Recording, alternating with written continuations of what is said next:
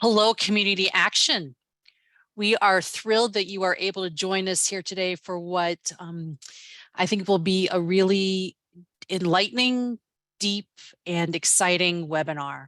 Don't always say that about all of our webinars. If you've been on our webinars, you know I don't always say that. But today is really an exciting conversation. And it's almost the second step in a conversation that we hope will continue. We have a lot of folks registered here today. And so we are really excited to have a wide berth of panelists as well, both from Community Action as well as from many of our partner colleagues. So before I kind of get into some of the details, just keep in mind this is in webinar format. We are recording. We will be sharing the recording and the slides with folks as well following today. And you will hear a call to action at the end of today's session, because we want, again, this to be a step in a process of conversation around systems change. 30 years ago this month, I became a Child Protective Services caseworker in upstate New York along the Canadian border 30 years ago. And in that part of being part of a child welfare system, remembering it then and seeing it today, we know there are shifts happening, but we also know that if we're truly going to be a transformational system, we must take big, bold steps. In Community Action, I believe firmly that we know many of what those steps are. We live and breathe them every day. The challenge oftentimes is systems don't always play that way or work that way, right? It gets to be complex, whether it's funding, whether it's regulation, whether it's policies, whether it's structural inequities. We know that our country has a long history with systemic racism. And we know the child welfare system, the anti-poverty system, our systems are not immune from that. In today's conversation, we'll talk about how do we, in partnership with our colleagues at Chapin Hall and others, work together to dismantle structural racism in the child welfare system by, in part, going upstream to improve systems, to place families truly at the center and actually in the lead seat on strategy and deployment of services and resources.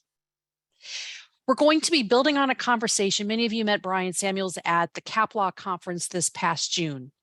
If you didn't, you're going to get another chance here today to hear him speak with us here today. Chapin Hall's work has been is leading the way in many ways to, again, put families at the lead, to understand when you listen and center customer voice, you can truly change the way things operate, you change the power dynamic, and you change the outcomes. In Community Action, we believe in maximum feasible participation.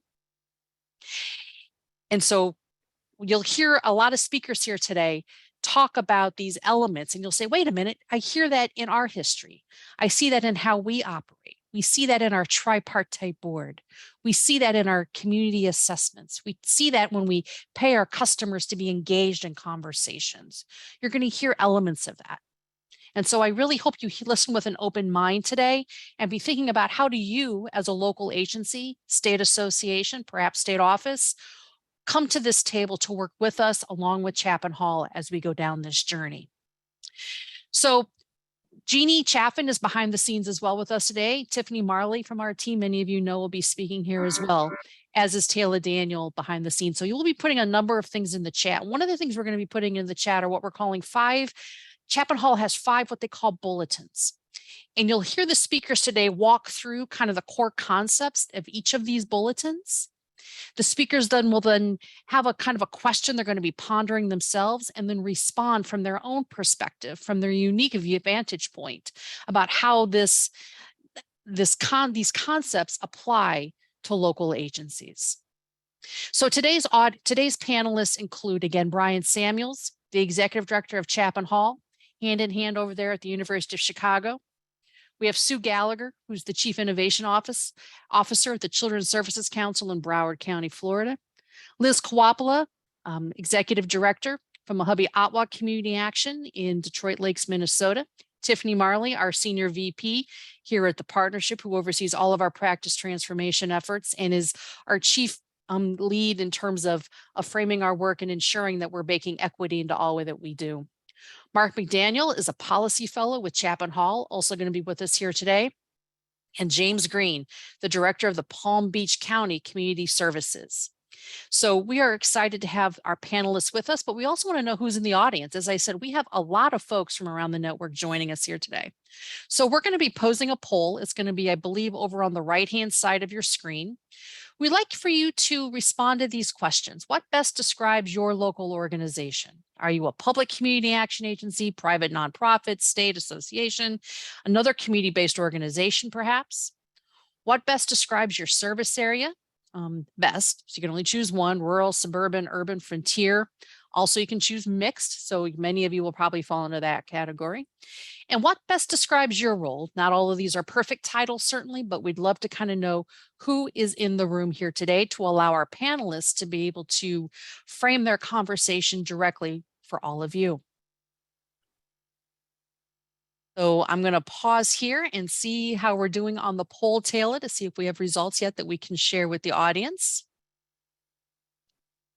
Hosts and panelists can't vote. So I meant to introduce myself as well, Denise Harlow, CEO of the National Community Action Partnership. Sorry about that, everybody. But so while we're waiting for the poll to wrap up and show you the results of who's in the room, as I mentioned, we're going to go through each of our panelists here today, but we're going to start off today's conversation with Bryan Samuels. And again, many of you met Bryan in Chicago. I believe that's where the CapLock conference was. And Bryan, you just inspired our audience. You got folks engaged. And I know we were right to the front of the room to talk with you and introduce ourselves as well. So thank you so much for being with us here today. I'm going to turn the ball over to you. You're muted, Bryan. Great, and good afternoon, everyone.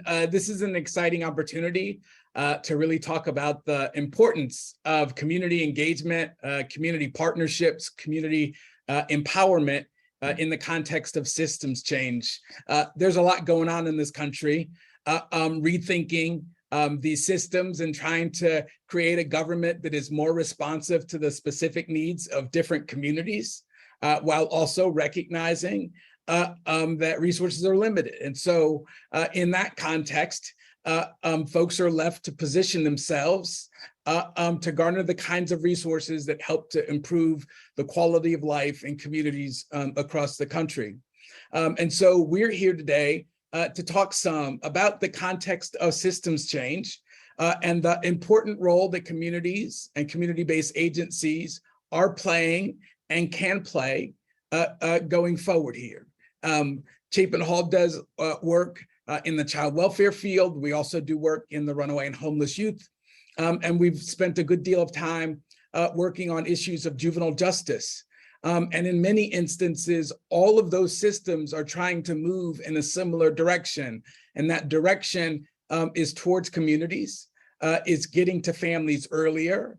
It is an attempt to prevent bad things from happening so that folks don't have to experience these onerous systems that step into people's lives, and it's hard to get them out of their lives. And so part of what we're here today is to talk about the kind of systems change that moves upstream, engages community and community-based agencies to really fundamentally rethink the way these systems operate. Next slide. And so the work that we're going to describe here is in many respects nothing new. I started my career as a community planner a long time ago. And in that space, there were community-based agencies as well as individual community organizers that were in communities trying to make a difference. And so as we began recently to see this convergence between things that have been done in the past or activities that community action agencies are currently engaged in, and to hear the dialogue that was going on in these other systems reform spaces, we wanted to try to bring them together. We wanted to try to bring together those past experiences as well as the work that's currently going on in communities and bring that together with this systems reform conversation so that we're not recreating the wheel, we're not making old mistakes, but we're really laying a firm foundation, creating a space where people can leverage what's already been done and really then try to accelerate the process of community change as well as systems change. And so we settled on a set of principles described here. Again, no one should be surprised by these. We're really trying to disrupt that system mindset, trying to get people to think about community in a different way. We're talking about investing in communities, giving them the resources they need to establish the human infrastructure necessary to play ongoing leadership roles and making change happen at the community level. Reimagining engagement, not thinking about residents as people that you only survey, or thinking about residents that you only bring out to advocate at a particular event, but seeing them as assets in the community that benefit from the opportunity to engage, as well as benefit from the kinds of investment in this engagement process that leads to in strengthening their involvement in the community across time. Obviously, embedding community leadership in all of our work is critical. And then again, tying it all together through thinking about systems reform and systems transformation and the way in which these other principles come together to create a coherent strategy moving forward. So for many of you, you will know parts of this presentation, but not all of it. Some of you may know a lot of it, but hear different language being used to describe it. We're going to embrace everything that you know, so don't set anything on the sideline. We're going to embrace it all, try to summarize it in a meaningful way, and do it as a first stage of laying a groundwork for a larger conversation going forward. So thanks again for everybody joining us, and we're excited to have our first speaker step up to the plate. Great, thank you, Bryan. This is Sue Gallagher, and I'm from the Children's Services Council here in Broward County, Florida. And the first bulletin that Chapin Hall has put out is around disrupting systems and mindsets. And I'm going to share with you a little bit about our experience as a local government. The Children's Services Council is an independent tax district. We fund about $120 million in after-school, family strengthening, diversion, and other programs to support our children and families. And this slide is particularly helpful for us because it reminded us of how we began our journey. In order to disrupt the existing mindsets and habits, we want to develop and implement a racial equity lens. And what that meant is that we needed to understand the history of racism in our community. How did Jim Crow laws and experiences set up the communities and the conditions that we see today? How is racism strategically and structurally continuing to show up in our policies, our practices, our habits, and our discourse? And we did a lot of education to be able to understand those kinds of things. And as we did, we also recognized that we had to shift our expectations as a government to always showing short-term outcomes, right? People improved their reading grades, they improved their graduation grades, still important, but how are we building in longer-term outcomes where we can build trust with build trust and relationships in the community in a new way? So think about, the parameters of the institutions you work in. Is it always about short-term measurable outcomes, or is it also including long-term relationship building and trust building? Next slide. And so what we've asked ourselves here as a local government is how can we build relationships with community to build power together? We know as an institution in our community, we need to transform, and we need to do it in partnership with our community. And so how do we begin to do that? What does that really look like in Broward County? And here are some of the ways that we've begun to disrupt our system mindsets and our habits.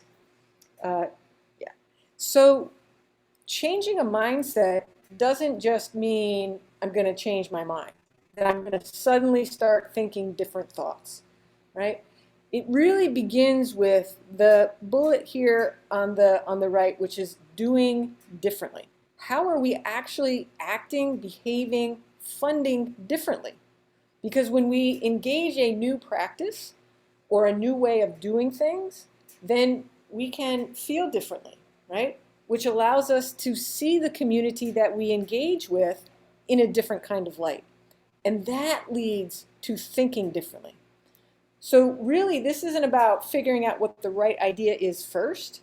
It's about what can we do now in a pilot kind of way, prototyping a particular experience, starting small with low risk, right? We don't have to change the world out of the gate, but we want to experience the relationship between government and community in a different way. And I'm going to share with you 4 ways that we've done that in Broward that have led to us now having a disrupted mindset where we can really begin to center community, leadership, voice, and agency. The first place that we needed to start in our community was for us to have a shared understanding about the history of racism in our community.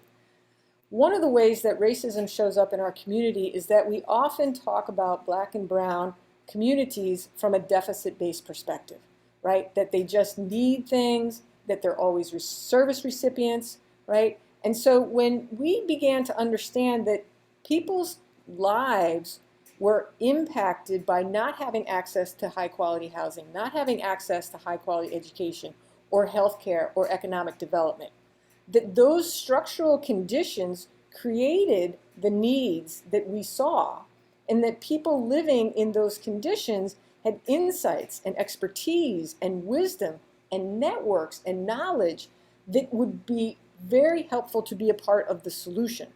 And so as we learned how Jim Crow set up our neighborhoods, how there was a strong civil rights movement in our community, we began to envision and understand people living in communities who we typically described as impoverished, marginalized, disadvantaged, as partners who had important information about how we're going to do system transformation in our community. So a question you can all ask yourself is, do I know the history of racism in my community?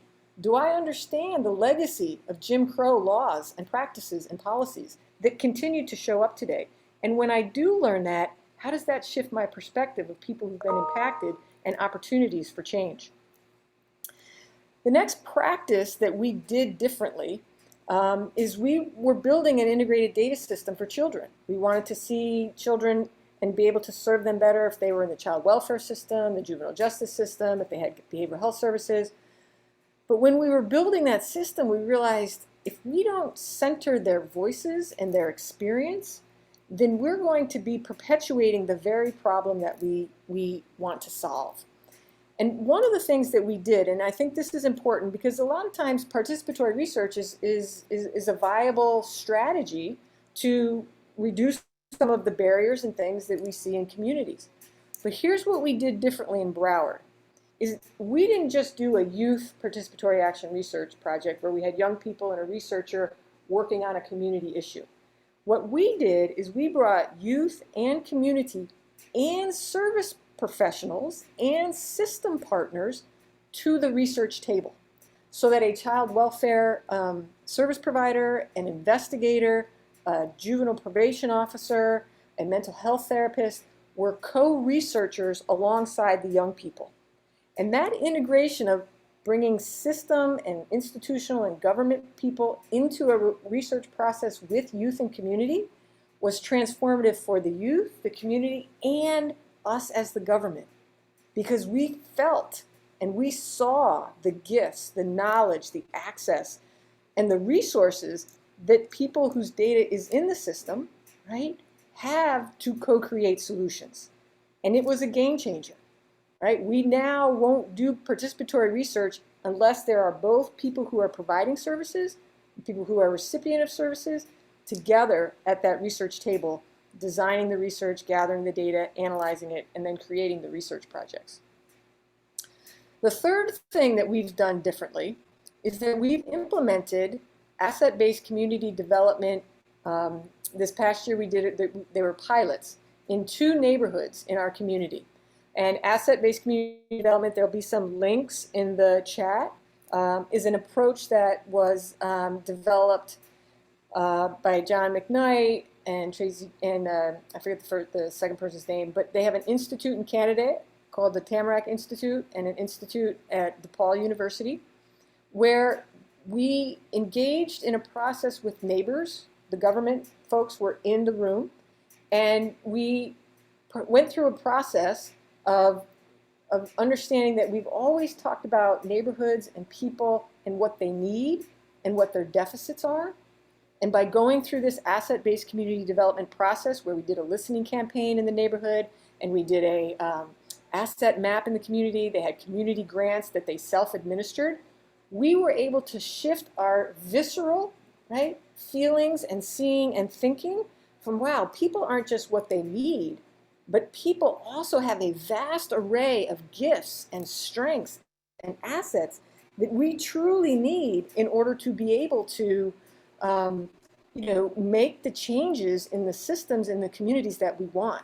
But we had to feel it, we had to experience it, we had to be at the table creating these listening campaigns and asset maps and listening to the dreams and the visions and the hopes and creating the community grant process. And so now we first thought of community now as a partner, as a strengths-based partner who can work with us to create the system change. And lastly, this required internal change on our part.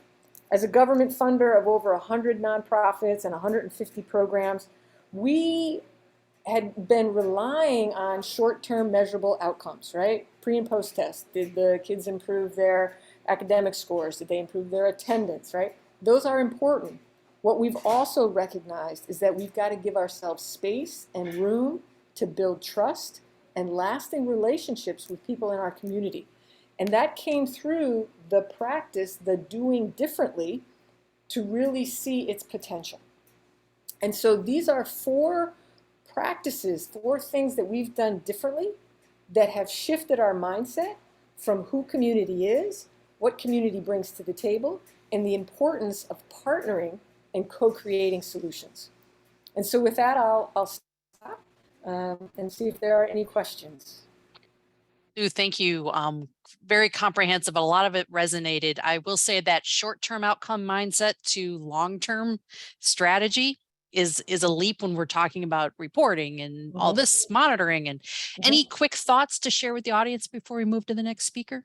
Yeah, what we had to do, we have an 11-member council, superintendent, county commissioner, judge, and we told them when we started, do not expect the same outcomes that you've gotten for all these other funded programs. Give us a little space, and we're going to show you how this results in meaningful change, in building the trust that we all know has been broken. So I think setting the expectation for our policymakers up front and showing the value of building those long-term solutions, it resonated with our leadership, and that was sufficient. Wow, great. Well, we'll wait to hear more, but that sounds like something that would truly have value to this network to hear more about all of that. Thank you so much. Yeah. Liz Kwapala, speaking of the network, you're doing great work up in Mojave, Ottawa. You want to share with us? I know you have the Invest in Community piece for today's conversation. Thank you, Denise. Happy to be here. I just am really struck with Sue's, your comment about seeing community as a strengths-based partner. And I feel like that's what this whole invest in community strategy is. So again, want to point folks to the link to Chapin Hall's resource, but the Invest in Community brief, I feel like it has strategies, and Sue spoke to this as well in Broward County, but it really has strategies on how can we break down racist and stigmatizing narratives around Black and Brown communities? How can we develop collaborative solutions? How can we build relationships based on trust? And then how can we close the gaps between what families want or need and what systems currently offer? And so I group this brief into 2 big buckets. First, how do we position community to take the lead? And there's examples in the brief about groups that have created democratic decision-making and how they've gone about that. Others have been very intentional about creating spaces for dreaming and visioning together, leveling that playing playing field a little bit, getting to common language and shared aspirations. Second, there's a group of strategies focusing on cultivating community strengths. So really focused on the assets that Sue spoke to, strategies to build confidence and self-efficacy, really recognizing community is the expert in their own lives. Building confidence through social cohesion, building some of that peer support around lifting people up, creating space for storytelling and lived experience instead of some of the ways some of our funders, some of our processes have a set of questions or boxes we want to fit people into, find new and different ways of listening. And of course, as we do this work, the brief speaks to this as well, there's really a need to create space to navigate trauma and some opportunities to really do some skill building around the technical skills that it takes to lead groups and move the work forward. A subject matter expert in the brief shared this insight that I kind of thought wrapped it up and really spoke to me. If you want to make something more equity centered, it's pretty simple. You just help people build power, and then you help them build the capacity to think and act and do for themselves. And I just feel like that's so much of what we do in community action. So next slide. The question I came away with as I, looked at this brief was, how can we drive systems and funders to invest at the level needed really to do this work in a way that truly invests in community? And so next slide, a few things we've done here at Mojave Ottawa. And first, before I want to tell you a little bit about Mojave Ottawa. We're located in rural West Central Minnesota. White Earth Nation reservation community is within our service community. We also are right near Red Lake Indian Reservation, Leech Lake Indian Reservation. We have a significant number of people who are Native American in our communities. And so one of the things we're doing to try to better listen to community, better partner, is learn the language a little bit. So I want to just introduce myself briefly in Ojibwe. I'm not Ojibwe myself, but just a small way to pay my respect for leaders past, present, and future Ojibwe leaders. So I'm going to say Liz Kwapla Indigenous Cause, Iron Range, and Dunjabla, Erhard Inda, Gawin Indigusi, Gawin Indodemsi. And so what you'll see in the slide here, we've put up signage around our offices in English and in Ojibwe. And we have a weekly Ojibwe study group that helps us with two mantras we tell ourselves at Mojave Ottawa all the time. The first mantra we talk about is progress happens at the speed of trust. So we have to build trusting relationships. And the second mantra is, as we talk about teaching or leadership development, we want to think about who is teaching who has what to learn from whom. And in many cases, it's the system really that needs the learning. The system isn't the one that needs to do the teaching. And so part of what we're doing with language revitalization efforts is recognizing and honoring Native American people who work with us, who serve on our board, just who show up in our spaces, to recognize this is a space where we honor Native American voices. Also, with this quick short story here about our language work, we've been trying for a long time to kind of build a connection with someone, a specific person in this Native American community that we felt would be really strong and a leader, an elder who we really wanted to build a connection with, because we thought there'd be great insights, and we were trying to figure out different strategies to even get a meeting with this person. And so we'd sent letters, we'd sent emails, we'd left phone calls, and we've been trying over a long time. And then after 2 years of our Ojibwe language group, one of our Native American participants who'd been learning Ojibwe sent an email entirely in Ojibwe. And that opened the door. And so that's our mantra of relationship, or progress happens at the speed of trust.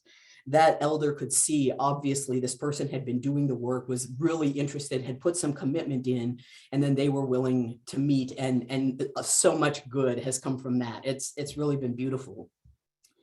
Another picture here is our early childhood powwow. There's been a lot of work with the Secretary Deb Haaland and the work around federal Indian boarding schools and the harm done there. So we have this early childhood powwow we do with our Head Start program and Whiter's Head Start program jointly. And it's really an opportunity for the Native American children for whom powwows are a regular part of their culture to teach the non-Native students, and we bring in cultural advisors and others, but a place for the Native American students to really be the lead, and then others are kind of watching. And so it's specific around the early childhood. The next photo here in the corner is this year we worked on a Native American medicine garden at our main office in Detroit Lakes. And what we have here is, a shelter so we can have meetings underneath it. We have a three-sister garden. We have some fruits and vegetables. But we also have in this garden, we have some medicines sacred to the Ojibwe people, sage and sweetgrass, red willow and cedar.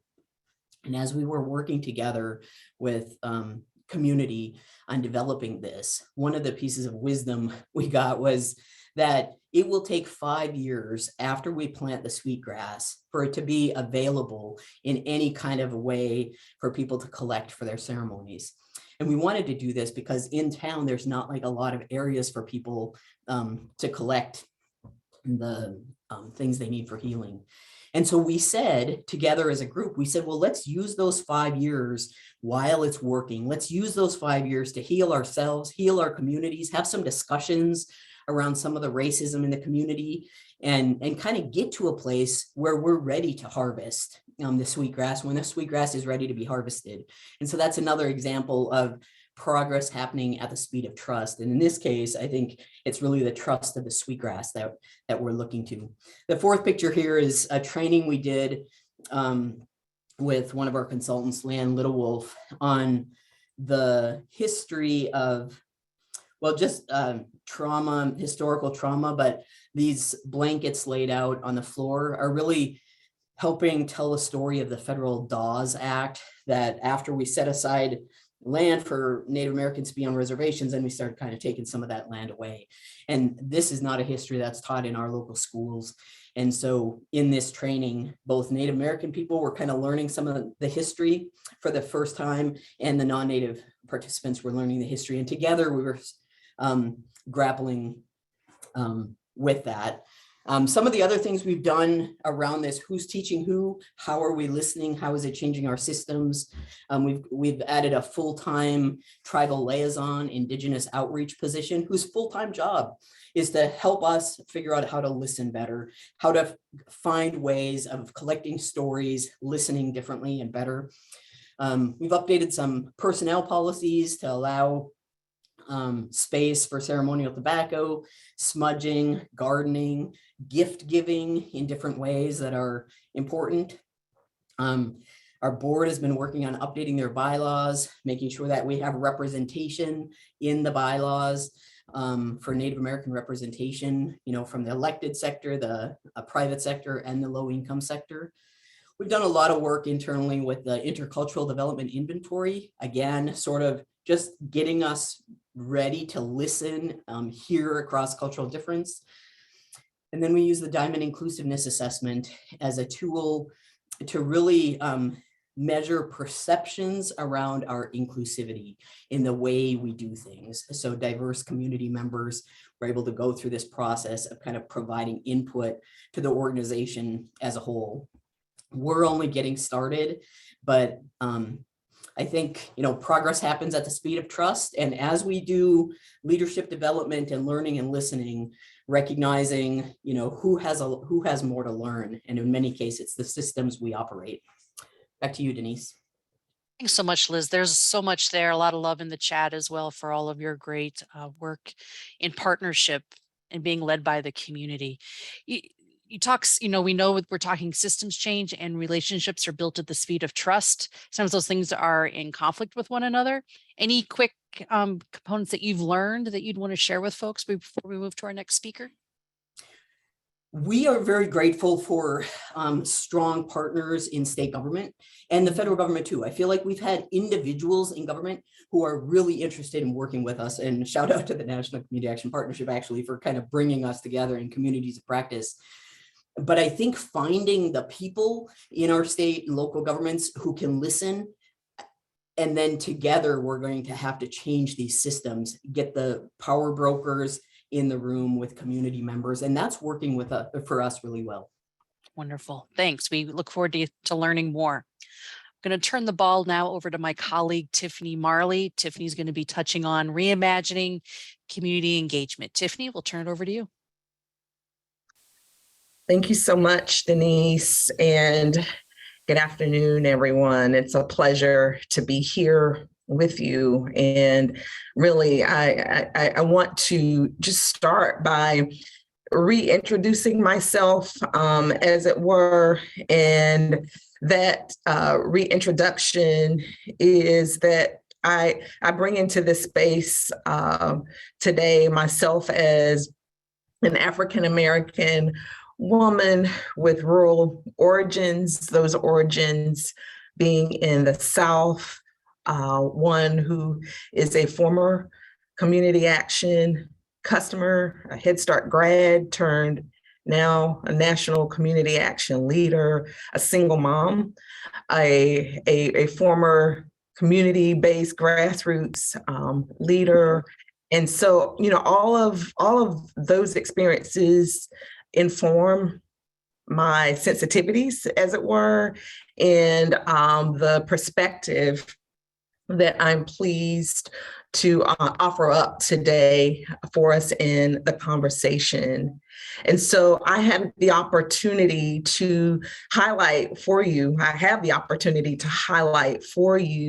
the Reimagined Community Engagement Brief, and really would like to just start that as a question. What does it mean for us to reimagine community engagement? And in my view, this question is relevant because our predominant models and practices, they haven't been working.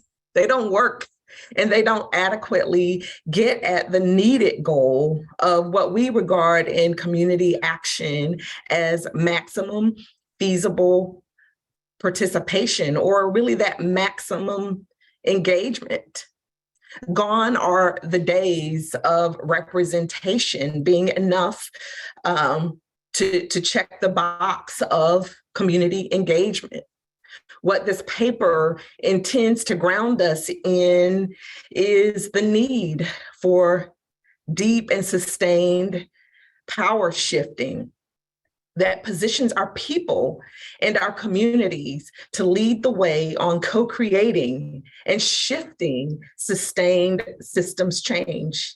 It seeks to center us in the notion of nothing about us without us, and not just meeting our families where they are or meeting our community where they are, but really meeting them where they dream and really activating them as leaders, activating them to really lead the way as it relates to this sustainable systems change.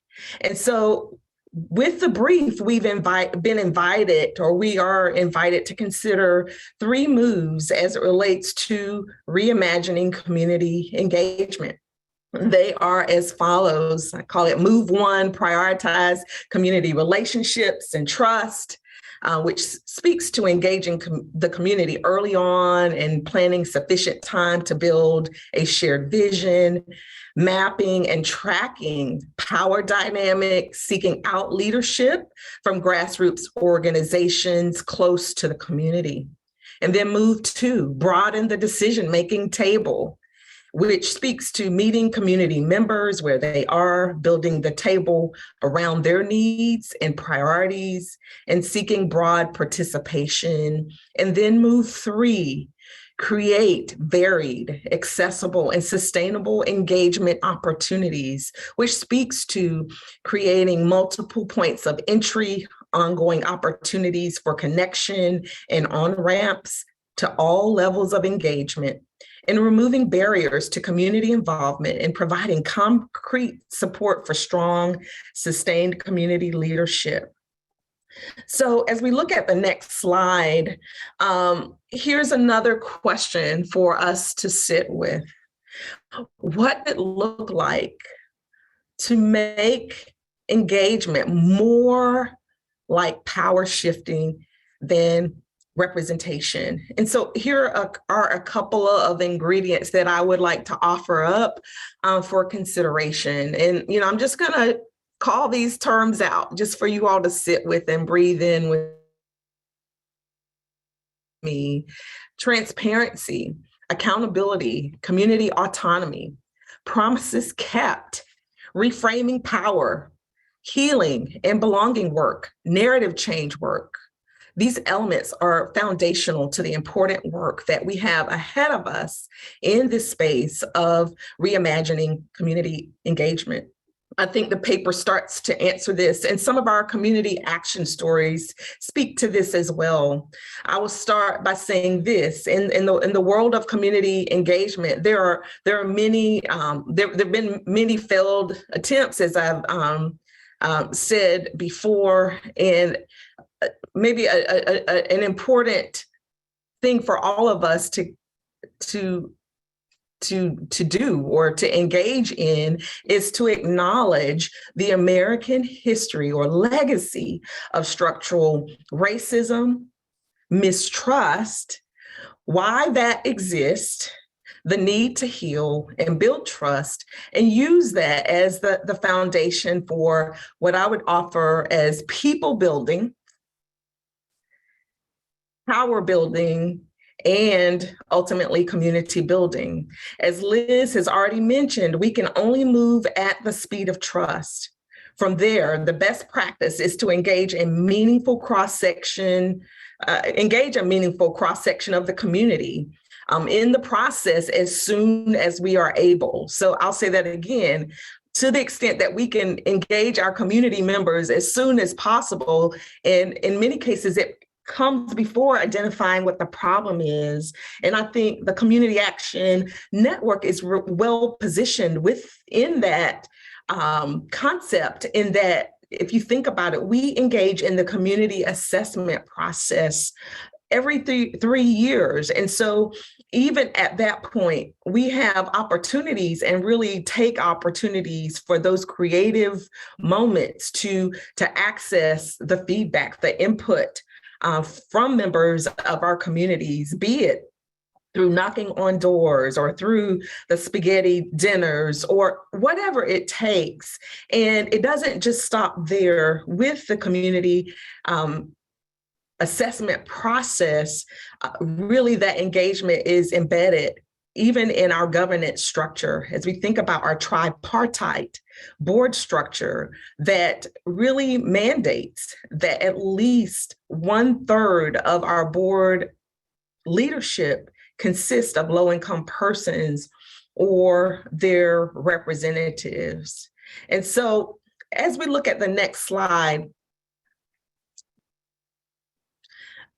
I would offer that in addition to our tripartite board structure, there are various manifestations that again resonate with what has been highlighted in our brief around reimagining community engagement. And one quick story that I would like to tell you about is an initiative that we launched on the national level at NCAP. It's an initiative called Transforming Leadership in Local Human Services Ecosystems Initiative. And really this consists of a cohort of 6 agencies who are located all over the country. And each of those agencies have been charged with identifying and addressing a systems level problem.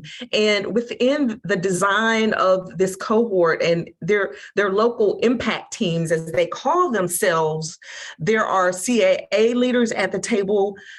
There are local and state level leaders at the table.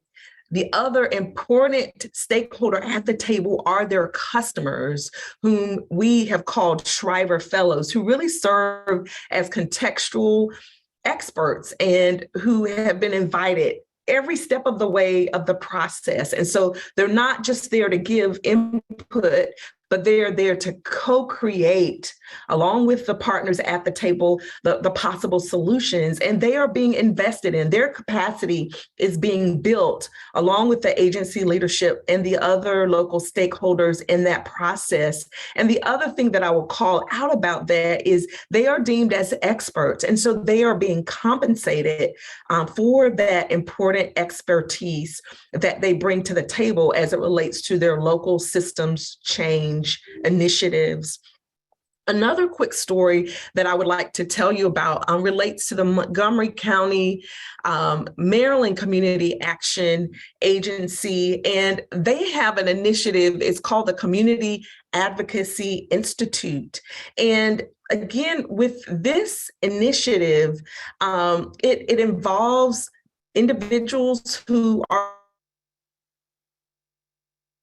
customers of the organization, and those individuals have an opportunity to apply for this effort, which takes them through a whole series of trainings that are focused on advocacy and civic engagement.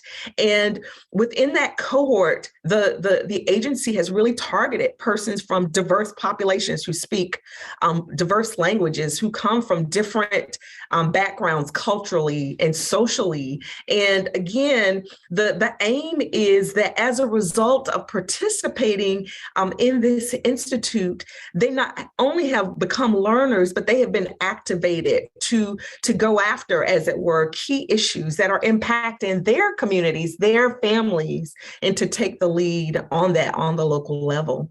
So I will stop there, Denise, and maybe give you an opportunity to ask a question if there is one. I think you really have shown us a few examples embedded in community action. So if folks read the briefs, you'll see some of these real world examples in play in community action. And I know, Tiffany, you've worked with a number of communities of practice. You've seen some of these examples replicated. Is that correct? Absolutely. Absolutely. And there's, what would you recommend a community action agency be thinking about in terms of deploying one of these steps that you outlined? Yeah, and so again, the opportunity is that our local agencies engage in the community assessment process regularly. So, right there is the opportunity to not only listen for that input that our customers are offering up, but as they're offering up that input, look for creative ways to integrate them into the process of further analyzing those problems and really seeking possible solutions as it relates to those. And as the paper alluded to the extent that we make the process for engagement as accessible as possible, offering those multiple on-ramps, as it were, helps us to build power in the process. Great, thank you.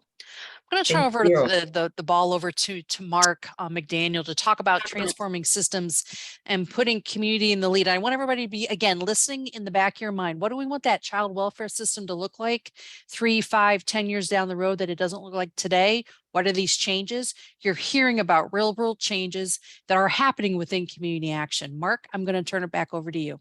Great. Thanks, Denise. Hello, everyone. Good afternoon. Mark McDaniel, Policy Fellow at Chapin Hall. Much like Bryan mentioned earlier, I've been thinking about this work for the better part of the last 30 years. From the beginning of my career, working on the Empowerment Zone application for the city of Baltimore, to work that I do right now with some fantastic grassroots organizations that do community organizing work around housing justice issues. I also want to say it's an honor to be on this panel.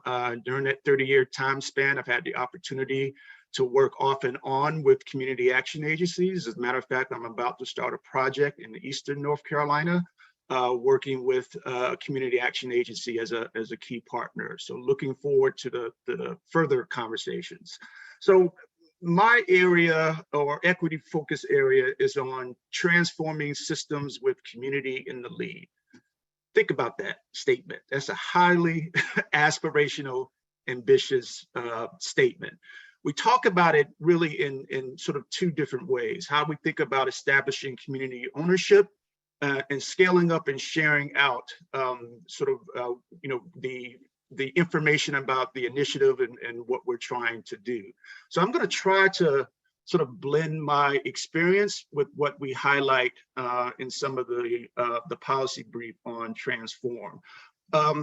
I also want to say that I was, along with some Chapin partners, a co-author on this initiative. And so it was really a cathartic experience for me to have to kind of reflect on my various experiences trying to do systems change work and working to sort of authentically engage communities in that work. I like to remind people that this work is based on the experiences in Black and Brown communities. So really kudos to Sue, who talked about sort of the impact of historical racism in these communities, because I think that's a key point that often doesn't get considered enough in these types of engagements. The communities that we work in are likely, those Black and Brown communities are likely to have a healthy distrust and natural suspicion of systems actors and their intentions. If you think about it, these are families that have been policed, communities surveilled, and their opinions taken for granted in initiatives like this that have rolled in and out of their communities over the last couple of decades. So when we talk about establishing community ownership, I think we need to be thoughtful and careful about that. And I think even before a system begins to engage in a community process, there should be some self-reflection by systems about the history of their engagement in these communities. Beyond sort of the point Sue was making around sort of the Jim Crow legacy that exists in many of these communities, what has been some of the specific things that have occurred relative to systems interactions in the communities that we want to try to connect with and serve? I mean, I think there's probably a history of well-meaning initiatives that have sort of cycled in and out of these communities and work to more so extract information from them as opposed to work with them to try to improve their communities over time. And so I think what's needed in a lot of these systems and a lot of these institutions is a commitment to culture change. So, you might be in a situation where the current systems leaders get it. They want to authentically engage communities in new and different ways. But you might have a different set of leaders, 5 years down the road or 10 years down the road. And so then it really needs to be a commitment to changing the culture in communities, because I think there's a saying that I don't care what sorts of strategies that you have coming into communities, without that culture change, really those activities are probably doomed to fail. So I think in moving on to trying to engage communities, there should be some, obviously, transparency, given sort of the way communities might have been traumatized in the past by their interactions with systems.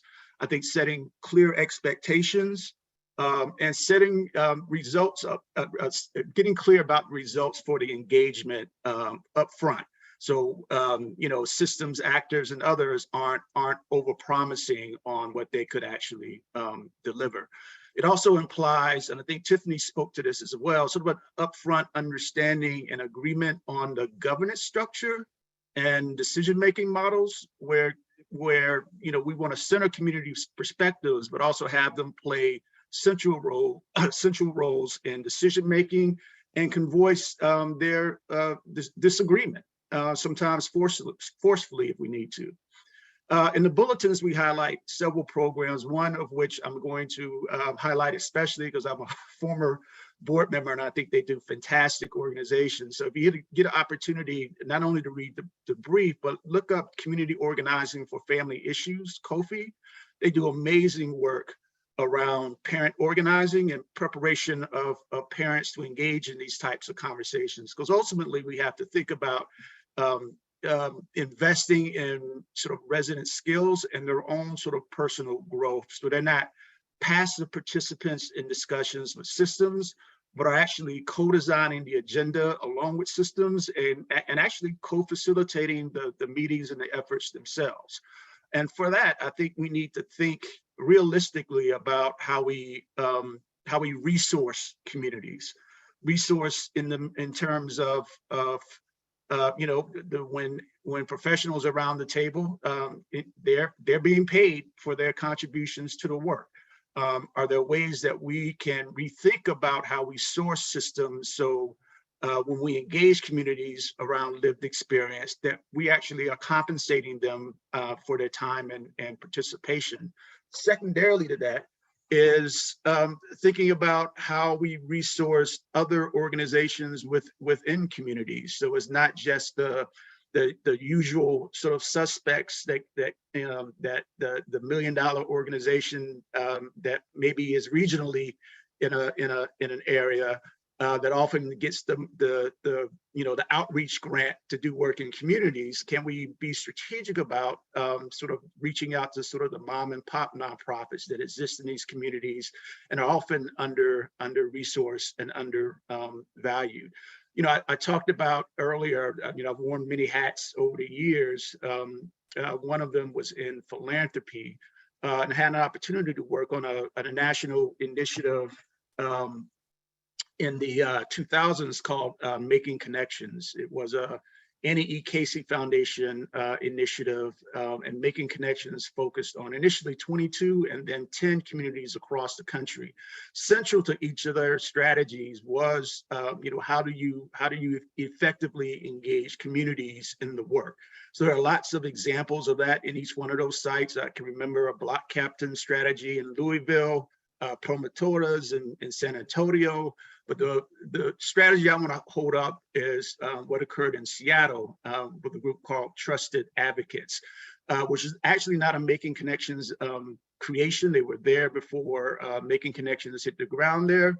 The Trusted Advocates are, you know, they could be teachers, students, pastors, you know, advocates, community organizers who have a history of connection in the community and can show that they are connected to a larger group of people. So they were really emphatic that they were not the talking heads in the community, but they were in fact community bridge builders. And you know, one thing I wanted to mention, because I think during the course of this conversation, we kind of have talked about community as a monolith. And you know, sometimes that there are factions, you know, in communities. There's politics in communities, and so Trusted Advocates have been able to negotiate across those factions and thereby have been able to build trust in communities. Real quick on communications is sort of the last one, and I think I'm more of a face-to-face sort of community meeting sort of bridge builder, but I think there are ways that we can leverage expanding and scaling up communications through, you know, leveraging community gatherings, cultural events, and obviously I'm the last person to talk about social media, but I think really being adept at how we reach individuals, because it seems like everybody these days has a cell phone and a means to communicate. And so really thinking about leveraging social media to get the word out more broadly in communities. I'm going to shift to my question. I think I've hit some of the areas already. So in seeding and making changes relies on robust communication. How can we successfully ensure community voices at the center of that communication? I thought I've spoken to some of that. So any questions in the chat? Nothing, Mark, but it sounds like it just in the interest of time, I think we'll circle back, but thank you so much for a great overview. And there's been some good chat in the chat window as well. A lot of thumbs up for you on that one. So thank you so much for being with us.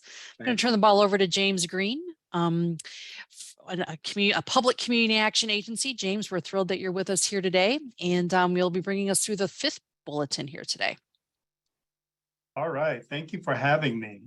Again, my name is James Green. I'm director for the Palm Beach County Community Services Department. Community action is one of the divisions within community services. It's where I got my start. I was there for about 7 years. CCAP, Roma certified, all that good stuff, Pathway certified, and really was my entryway to engaging in much of the work that you'll hear here shortly.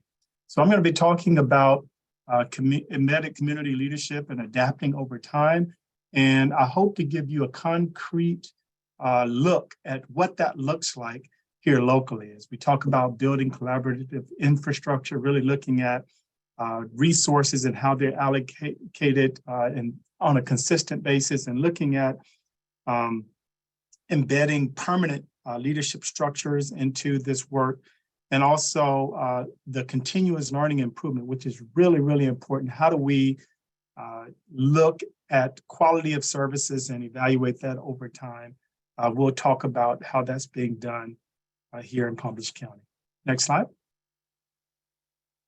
So the question or thought that I want to have you consider is, what is the value of optimizing your health and human services system of care? When I talk about health and human services, you'll see a little bit more about what I'm speaking of, but really looking from a prevention all the way to the intervention across that entire spectrum. What is the benefit of really having a health and human services system of care that is organized, that is operating effectively, efficiently, and how the benefit of allowing that and what's happening within your health and human services system of care to guide your strategic investments. So just something to think about as we move forward. So next slide. So this kind of gives you a look at what I'm talking about when I say health and human services system of care. Here in Palm Beach County, the Board of County Commissioners passed a resolution to establish a group of institutional leaders called the Citizens Advisory Committee. And they're the Citizens Advisory Committee on Health and Human Services. And so health and human services, from our definition, involve services with housing and homelessness, employment, transportation, food and hunger, health and wellness, education, safety and justice, and childcare. And we're very fortunate to have organizations. So these agencies that are listed under each of these services, that in the black, those are funders. Those are institutions that have comprehensive plans. You talked about needs assessment earlier. They have comprehensive plans with assessments where they've engaged with community members across the entire county and users of the system.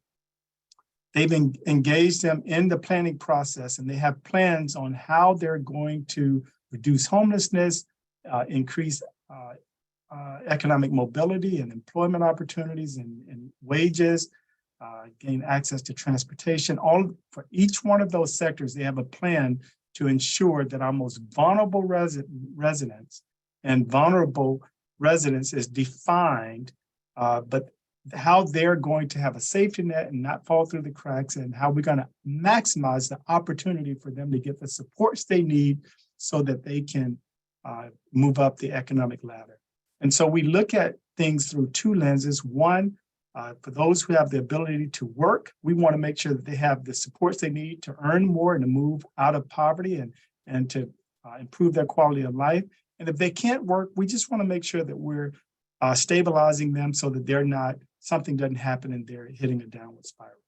So the organizations that are responsible for each of these domains, their leadership is a part of this group, the Citizens Advisory Committee that was instituted through board resolution. And they have a health and human services element, which is basically law.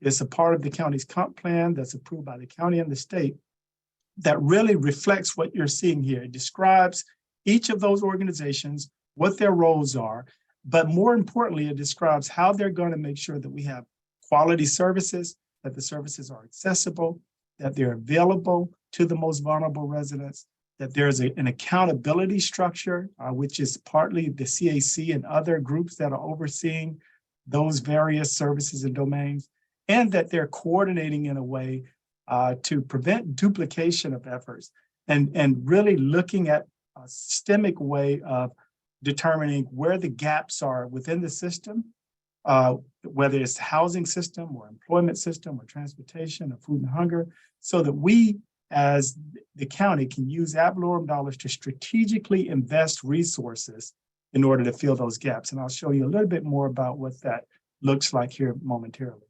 But the way that we operate is we have a core set of values. Racial equity is a core value that's enshrined in this health and human services element or plan that reflects how all of these systems work together and who's responsible for what and how they're going to make sure we have quality and accessible services available, accountable, and coordination. So it describes how we move and do this work, how we want to show up. We want to have the least restrictive environment. We want to keep people at the center of our work. We want to do things with people, make sure that we're going to them, shifting the power so they can give us input on what works and have an opportunity to work alongside us. And with the recognition that all of these services are interdependent, meaning you can't maintain stable housing if you don't have employment. And if you don't have employment or housing, it's going to impact your health, your behavior, mental health, your behavioral health is going to impact the kids' education. It's going to, impact their ability to have adequate nutrition and food and all those things. So we recognize the interdependence of these systems. And so the Citizens Advisory Committee, which is at the bottom there of the wheel, oversees the institutional leaders come together every month. We have reports from these institutional leaders of the backbone organizations of each of these domains.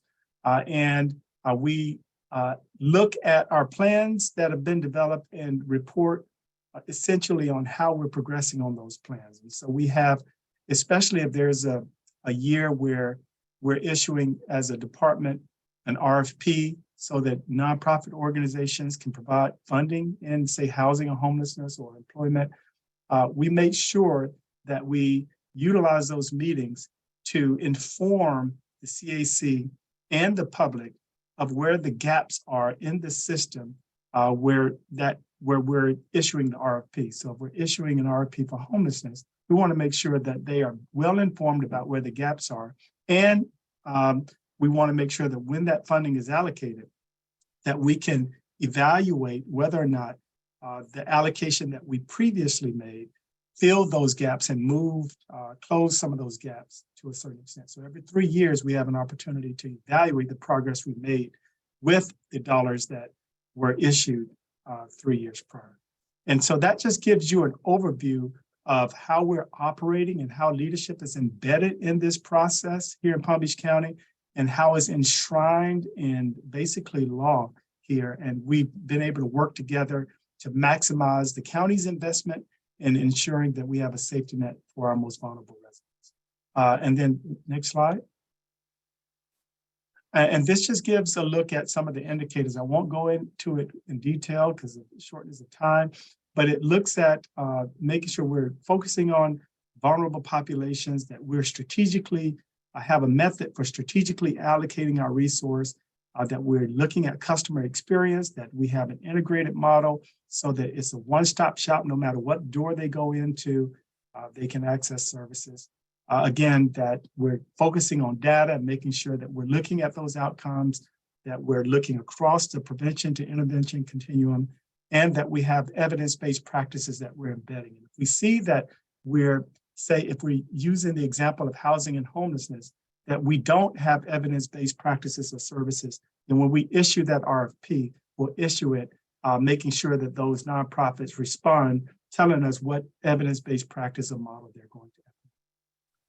And then the last slide, or the last thing that I'll mention rather, is from this system of care, we've initiated a pilot initiative called Securing Our Future, where we're really focusing on reducing poverty in Palm Beach County. We have 44 billionaires, 71,000 millionaires in this county, and we have 60,000 kids who are living below 100% of the federal poverty level. So all of those organizations and institutions that I mentioned earlier, we are coming together to reduce that poverty rate by 10% over 10 years. And we're doing that by making sure that these families have social capital, that they're being supported through social and human capital, that we are really intentional about coordination and plugging them into opportunities and networks that they normally wouldn't be plugged into, and that we are addressing policy. So if there are things like the fiscal benefits cliff or other policies that's preventing them from accessing services so that they can earn more and move out of poverty, that we're working locally to address that. So if the cliff causes them to lose childcare, then our local childcare entity will allocate resources for those individuals or families so that they can get childcare, even if they move beyond the 200% of the federal poverty level. And so that just gives you a high level overview of how we're operating here in Palm Beach County and really embedding leadership into our way of operation and making sure that there's a sustained effort to build collaborative infrastructure and a way of looking at continuous improvement. So I'll pause there, Denise, just to see if you have any questions. Thank you so much, James. Really appreciate it. I think you've really tied directly to the policy brief. I think about the partnerships relied on constant learning and reflection and accountability from the brief. I heard that in your words. I heard Citizens Advisory Committee, right? Looking in, having a voice in the RFP process and determination factor. All that piece really seems to resonate with today's conversation. So thank you so much for that. Really appreciate it. I'm going to tee Bryan up here, give you a 30-second warning that we're going to turn to Bryan Samuels here to walk us through our call to action. We promised you a call to action. Nobody around this table wants the child welfare system to be what it is today. We want it to be better, stronger, family-centered in the future. So what can we do together along with Chapin Hall and the public side of the systems and the nonprofit CBO side of the systems? So Bryan, I'm going to turn over to you to give us our call to action here for today. Great, no pressure. Exactly. I think what's important to recognize here is that communities can't make change on their own. So we totally get that, right? But community action agencies can play an important role in bringing systems together with the community in order to make the kind of change that's been discussed here, right? So as Chapin Hall thinks about this work, it is not just engaging folks in the community to move in this direction, but we're also leveraging our relationships, putting ourselves out on the limb a little bit to also bring the systems that we work with to the table. On any given day, Chapin's working with 20 or 25 child welfare agencies. On any given day, we're working in 4, 5, 6, 7, 8, 9, 10 cities around youth homelessness. We do a lot of work here in the state of Illinois. So we have these opportunities to engage systems, and we are trying to coalesce and convene them around the table too. But when it comes to community action, really what we're asking you to do is to, one, be a model for the change, embrace the principles that have been articulated here, see how your current practices are consistent with it, and bump up and improve and make sure that everything you're doing really meets this bar. So one, be a model for change. Two, create common ground. Be the facilitator, bring systems together, facilitate conversations that are critical to improving the lives of folks in the communities that you serve. And ultimately, show what's possible. As we indicated today through this presentation, there were a number of wonderful examples of how this work gets done in communities. I think each community has to take a second and identify all of the experiences that they've had that have been really positive. Look at the experiences that they've had that align with the principles that were outlined today in the call, and bring them forward to demonstrate to folks that real change is possible. In the absence of those examples, right, folks are reticent to put their skin in the game. But with those examples, it gives folks the reassurance that there is a meaningful contribution to be made by communities. And so we call on you to demonstrate what is possible. At the same time, we're gonna continue to drive those systems towards recognizing the important contribution that communities can make. And ultimately, our commitment is to bring both community action as well as these systems together in conversations about how to leverage what we know works in communities to make real change happen. So please join us, engage, and make a difference. Thanks for the opportunity to speak with each of you this afternoon. Thank you so much, Bryan. And I hope Community Action heard that, right? The chance to work together with community action and systems change. We know what works. Is that not refreshing language to hear from folks from and more of an academic setting? You can certainly hear that, Bryan, that you have been a community planner. You have been in and of community, and we so appreciate your leadership at Chapin Hall and the entire team at Chapin Hall. Thank you to everybody who has presented here today. And we're going to ask one final poll question, I believe. Which of these 5 categorical areas, policy briefs, policy bulletins really resonated with you? This is not a one and done for the partnership. It's not a one and done between NCAP and Chapin Hall. This, we hope, will continue forward. We're continuing our conversations, finding opportunities to work together.